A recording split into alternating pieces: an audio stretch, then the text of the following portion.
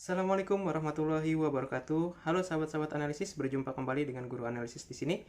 Kali ini kita akan analisis berapa sih gaji guru setelah RUU Sisdiknas ini menjadi undang-undang.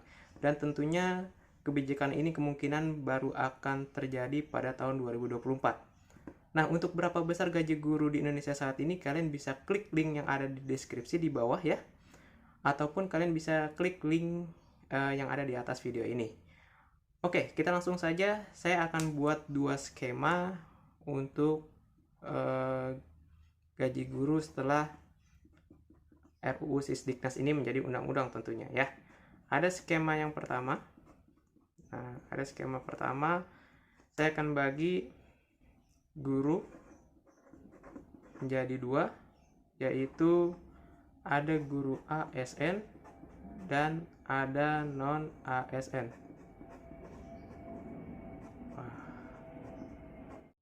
Kemudian ya, ASN ini saya akan bagi kembali dua, yaitu yang sudah mendapatkan serdik atau sudah memiliki serdik dan ada yang belum serdik.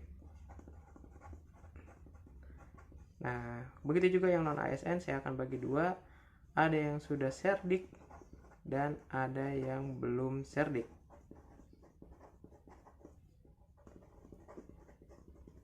Untuk berapa banyak jumlah guru di Indonesia saat ini, saya akan bulatkan di sini menjadi 3 juta orang guru di Indonesia saat ini.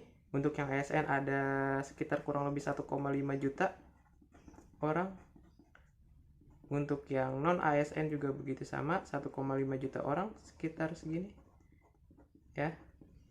Untuk yang serdik ASN di sini kurang lebih ada 1 juta orang. Yang belum serdik ASN di sini kurang lebih ada 500.000 orang. Dan yang non ASN sudah mendapatkan serdik kurang lebih ada 300.000 orang. Ya. Yang belum serdik non ASN ini kurang lebih ada 1, juta.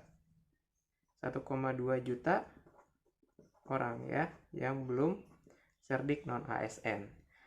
Nah, untuk skema gajinya ya, untuk penggajiannya, untuk yang ASN serdik di sini tentu gaji pokok ditambah dengan tunjangan profesi guru, ditambah dengan TPP ya, dan ditambah dengan tamsil atau tambahan penghasilan.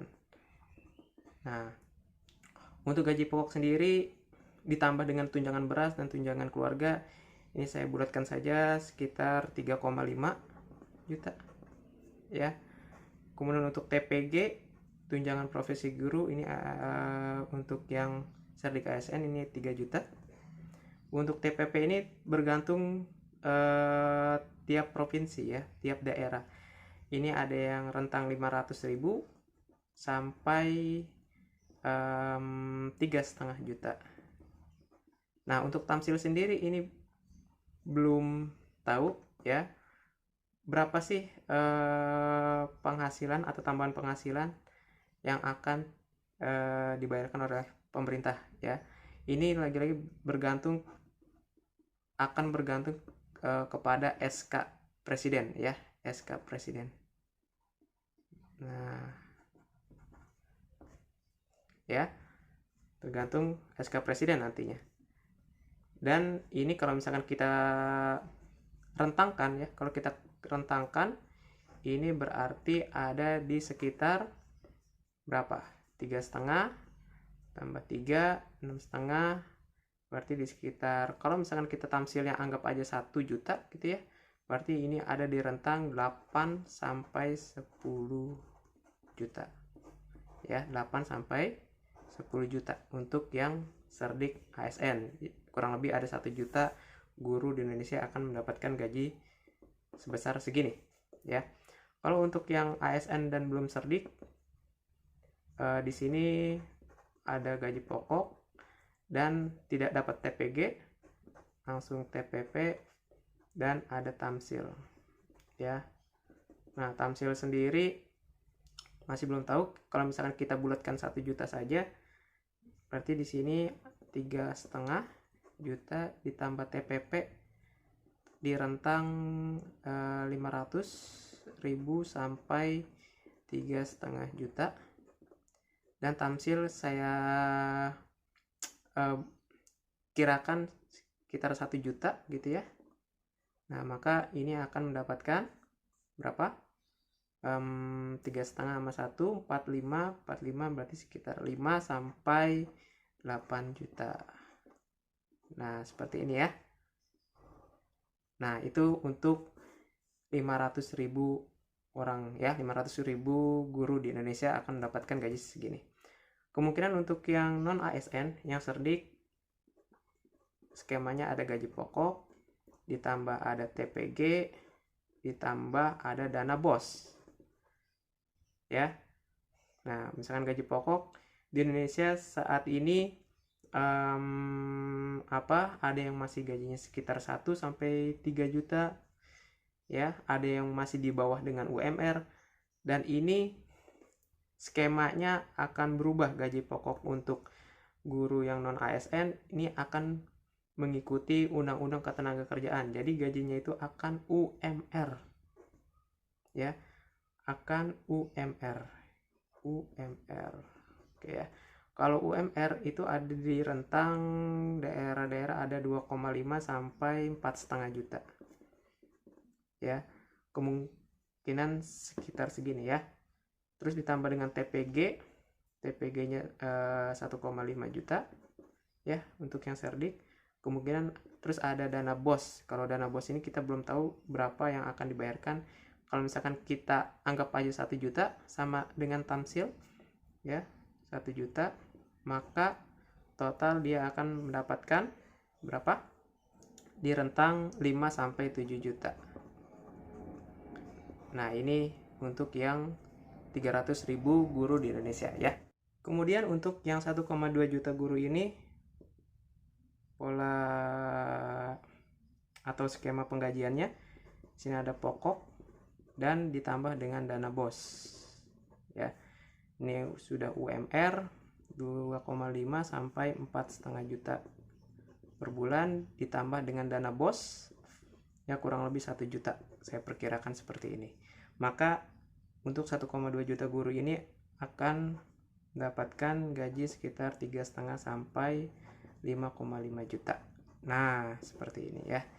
Ini adalah skema pertama jika RUU Sisdiknas ini menjadi undang-undang.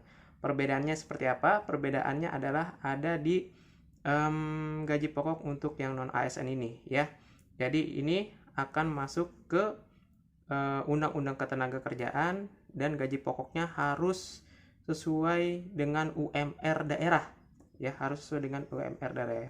Jadi diharapkan tidak ada lagi yayasan yang menggaji guru di bawah UMR ya. Jadi tidak ada lagi guru yang digaji 600.000, 700.000, apalagi 1 juta gitu ya. Banyak sekali tuh masih di rentang segitu. Jadi diharapkan yayasan akan memberikan gaji sesuai dengan UMR dari daerah masing-masing. Gitu ya. Nah, itu positifnya. Selanjutnya kita ke skema yang kedua. Skema kedua ini, kenapa ada skema yang kedua? Skema kedua ini karena ada kekhawatiran dari teman-teman PGRI ya, di mana tunjangan profesi guru tidak dicantumkan di undang-undang ya, di RUU Sisdiknas ini. Walaupun ada pernyataan dari Menteri ya, Kemendikbud, bahwa akan menjamin tunjangan profesi guru ini hingga pensiun. Kalau RUU Sisdiknas ini terjadi, ada beberapa hal yang akan bisa tercapai. Yang pertama adalah RUU Sisdiknas ini menjamin bahwa guru-guru yang sudah menerima sertifikasi dan tunjangan tidak akan ada penurunan apapun. Mereka akan terus menerima tunjangan profesi mereka sampai dengan pensiun. Jadi aman, tidak perlu khawatir. Ya. Aman. Ya. Jadi kalau misalkan kita buat saja skema yang kedua, apabila TPG ini tidak ada gitu ya. Apabila TPG ini tidak ada gitu ya, maka kita akan buat skema yang keduanya. Skema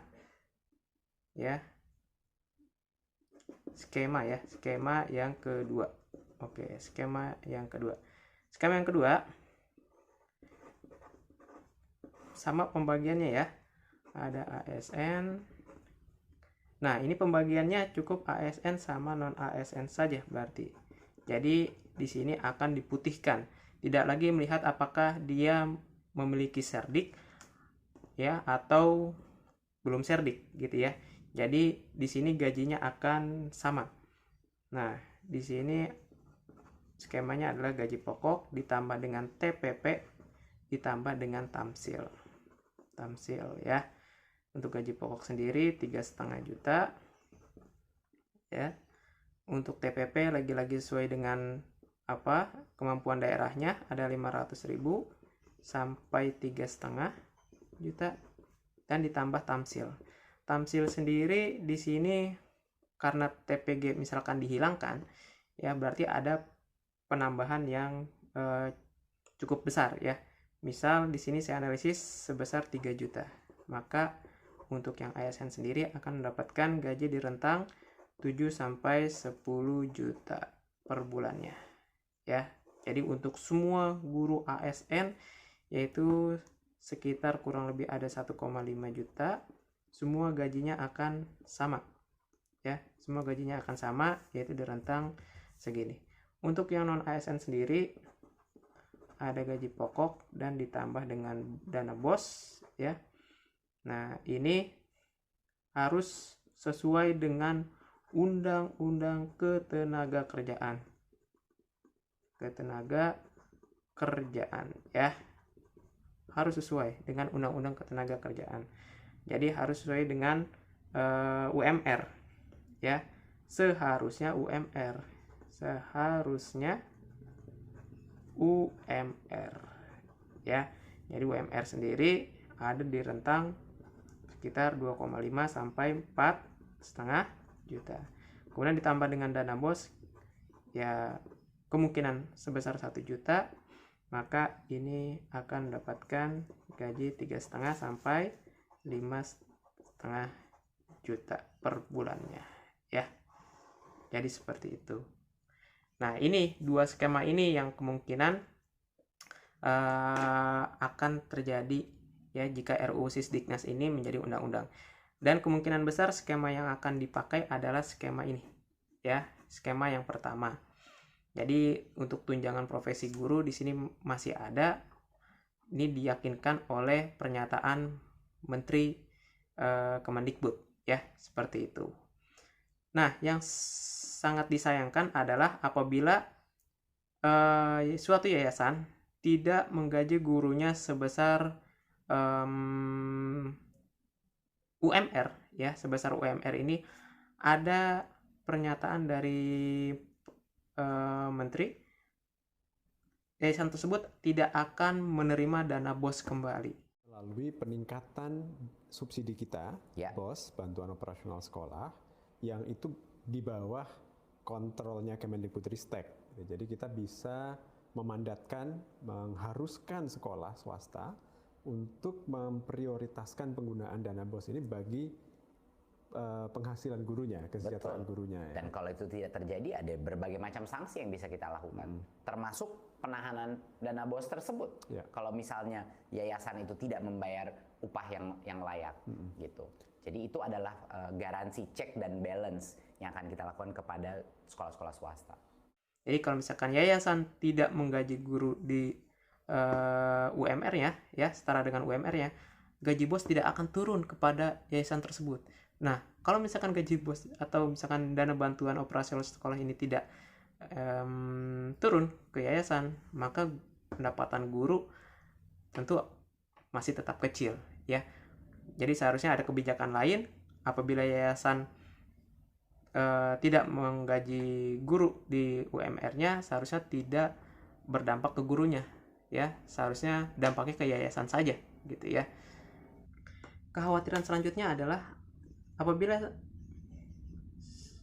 Serdik ini diputihkan dan tidak lagi ada perbedaan antara yang guru yang udah serdik ataupun yang belum serdik ya, atau sudah diputihkan, maka tidak ada lagi PPG dalam jabatan ya, tidak ada lagi PPG dalam jabatan. Kementerian kemungkinan akan berfokus di PPG prajabatan, jadi berfokus untuk menggantikan guru-guru yang akan pensiun di tahun selanjutnya. Nah, kemungkinan hal inilah yang yang dikhawatirkan bagi guru ya. Jadi guru yang aktif saat ini kemungkinan tidak akan bisa diangkat menjadi ASN ya, untuk yang kemungkinan 1,5 juta orang ini, karena kedepannya untuk menjadi ASN dia harus memiliki persyaratan yaitu serdik ya, harus memiliki serdik ya. Jadi untuk yang guru-guru aktif saat ini sudah diputihkan, dan untuk kedepannya untuk menjadi seorang profesi guru harus memiliki yang namanya serdik dan harus menempuh jalur pendidikan yaitu pendidikan profesi guru prajabatan ya, hanya di prajabatan aja. Itu kemungkinan analisis dari saya, tapi kita tunggu saja kebijakan selanjutnya seperti apa ya. Oke, nanti selanjutnya saya akan analisis seperti apa skema PPG nanti ke depannya, jalurnya untuk menuju ASN seperti apa ya. Ini sesuai dengan judul videonya adalah skema penggajian guru apabila RUU Sisdiknas ini menjadi undang-undang ya. Demikian analisis yang saya buat perihal skema gaji guru di Indonesia ya setelah RUU Sisdiknas ini menjadi undang-undang. Terima kasih banyak sudah mengikuti dan memohon untuk subscribe channel ini agar saya dapat semangat membuat video analisis lainnya. Ya, kurang lebihnya mohon maaf. Silakan komen jika ada yang perlu didiskusikan. Wassalamualaikum warahmatullahi wabarakatuh.